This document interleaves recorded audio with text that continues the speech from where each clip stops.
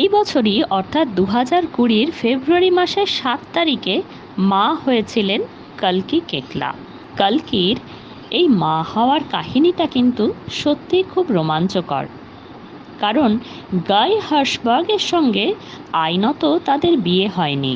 তারা এই সন্তানকে লাভ চাইল্ড হিসেবেই গ্রহণ করেছেন এবং তারা একসঙ্গেই থাকেন, লিভ টুগেদার করেন।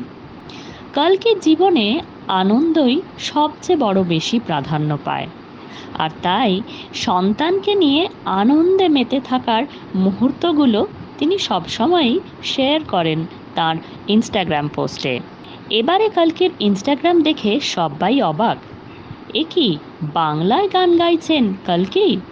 হ্যাঁ, কল্কির সম্পর্কে আমরা আরও বিস্তারিত জানাবো।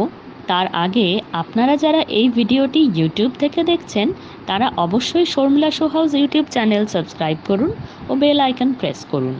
যারা এই ভিডিওটি ফেসবুক থেকে দেখছেন তারা শর্মিলা মাইতি অফিসিয়াল ফেসবুক পেজটি লাইক করুন এবং ভিডিওটি শেয়ার করুন। কল্কির বাঙালি কানেকশন কিন্তু আছে।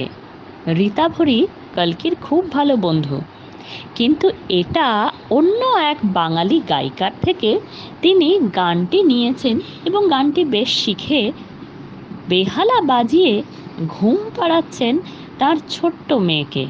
সেই ভিডিওই ইনস্টাগ্রামে পোস্ট হলো। কি গান গাইছেন? অবশ্যই ঘুম পাড়ানি গান। সেই ঘুম পাড়ানি মাসি পিসি মোদের ঘরে এসো, ভাবা যায় কল্কির গলায়।